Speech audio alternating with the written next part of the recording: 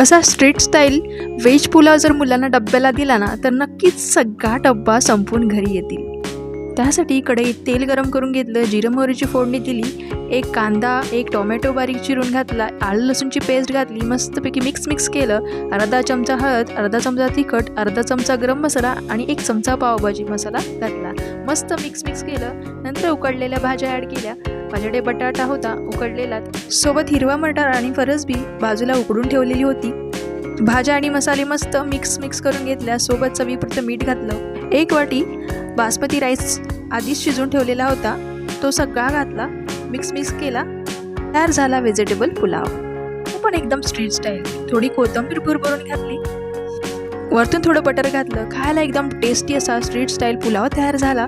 डब्याला असा भरपूर भाज्या घातलेला स्ट्रीट स्टाईल पुलाव दिला तर मुलं म्हणतील, आई पुन्हा देशील का गं मला असा पुलाव बनवून.